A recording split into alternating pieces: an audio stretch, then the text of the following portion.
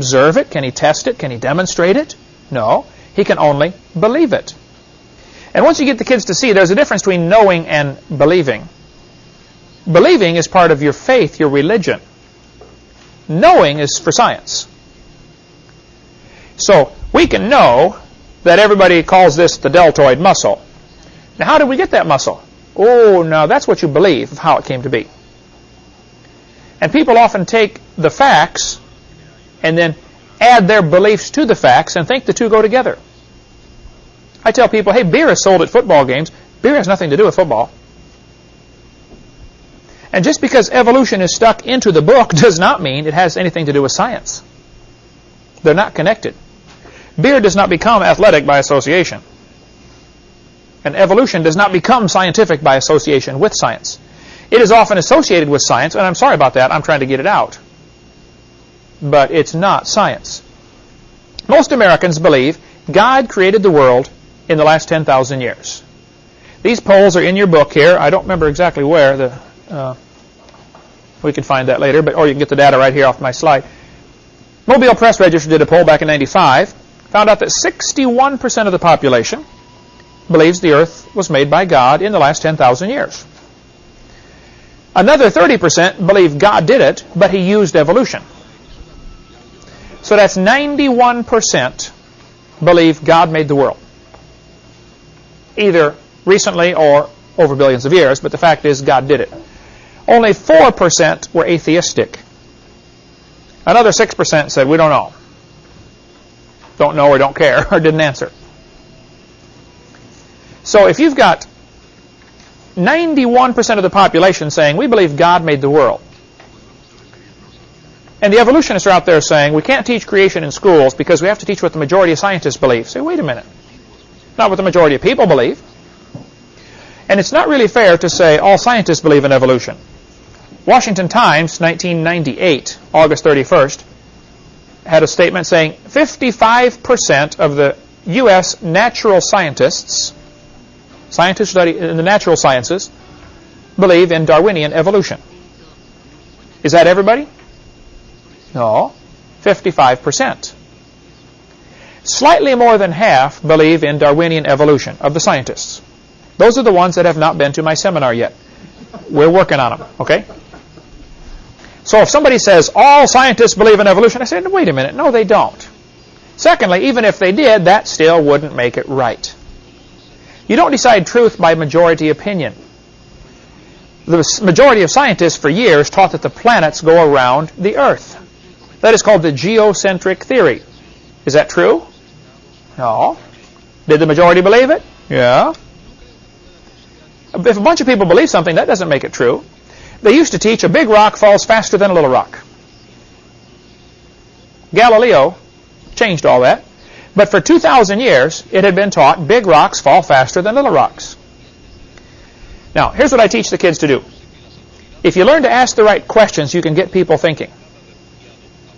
Aristotle said, a big rock falls faster than a little rock. Everybody believed it. Nobody thought to check it. They just believed it. After all, Aristotle's a smart man. He must be right. Galileo came along with a simple question. He said, if I had a 10-pound rock and a 5-pound rock and I dropped them, which one falls faster? Everybody said, oh, the 10-pound rock. He said, okay, let me ask you a question. If I take my 10-pound rock and I break it in half, but I tie the two pieces together with a string, and I drop it, will it fall like a 5-pound rock or a 10-pound rock?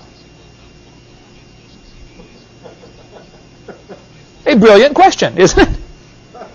Without doing any experiments, just going through the thought process, he said, what if I broke it into 10 pieces, each weighing 1 pound? But I tie the pieces together with a string and drop it. How will it fall? Wow, that's a good question. He said, fellas, I think we've been teaching something for 2,000 years that's not true. And we need to learn to do like Galileo did, to get people to question what you believe. I ask evolutionists in debates all the time, would you please answer this question for me very simply? I don't want you to give me a bunch of big fancy words. I just want you to explain it so everybody here can understand it. Do you believe man evolved from a rock? Just give me a yes or no. I was in a debate one time, and this atheist, I asked that question. Boy, he beat around the bush for 15 minutes. After he got all done, going through all this big 15-minute spiel, I said, okay, thank you for the lecture. Now, would you please answer my question? Do you believe man came from a rock? He went off on another big spiel. I said, okay, thank you for all those big words. You dazzled everybody now with your vocabulary. Now, please answer the question. I just want a yes or no. Do you believe we came from a rock? Finally, he said, yes, I do. And the crowd went wild. Well, that's stupid. But see, they don't want it to be quite so simple. One of the most effective things you can do, I think, that works so good for me when I'm on airplanes or talking to anybody about creation, evolution, if I'm on an airplane, I take a napkin and I draw these two lines right here. And I put 4 points on each line. Creation, flood, Jesus, today. Big Bang, earth forming, life starting, today. Somehow, when they talk about it, and they say, well, billions of years ago this happened, if you're only talking about it, it gets lost in the brain. But when you can see it in front of you on a line, all of a sudden it's like, wow, that is kind of dumb, isn't it? This forces them to visualize what they've been teaching. Just simply draw on a line and say, now, do you believe the earth formed 4.6 billion years ago? Yes. And do you believe life evolved out of the rocks? This finally now they got to think about it. Yeah, I guess I do, don't I? And you believe this first life form found somebody to marry? Who was that? And then slowly evolved into everything today. I mean, is this what you believe right here? And that is what they believe, but they don't like it visualized. And just a simple timeline, and these are also in the seminar notebook for you to use here. Okay, we just hurry. We got a few more minutes. In 1799, George Washington was bled to death by his doctors because the doctors believed that if you're sick, your blood is bad. Take out your blood, you get better. Is that how you get better? No. That was taught until just before the Civil War. They were still bleeding people to help them get better. That was called the doctrine of humors. Write that one down. That'd be a good one to have maybe as a quiz question. The doctrine of humors. Heidi, write that one down. That was taught up until, I believe, 1860. If you're sick, your blood's bad. Take out some blood, you should recover. The Bible says right there, Leviticus 17:11. Write that one down. Leviticus 17:11. The life of the flesh is in the blood. That was right beside George when they killed him. Right next to him on the table. Leviticus 17:11. How do you tell the age of the earth anyway? Next week we'll go into how do you determine the age of the earth? What does the Bible say about it? What scientific evidence do we have? And we're going to go through slowly the different ways to show the earth simply cannot be billions of years old. We'll start lesson 4 talking about that, the age of the earth. It just can't be billions of years old. Now, here's the problem. Some people need billions of years to make their theory look reasonable. If I told you, you kiss a frog, he turns to a prince, that does not look reasonable, does it? But if you let the frog sit for billions of years, it'll turn to a prince. Somehow, the brain can accept that.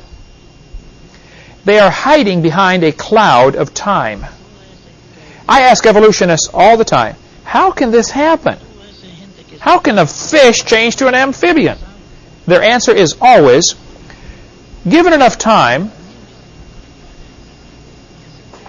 That's how their answer always starts. Well, given enough time. Stop right there. Time is your enemy.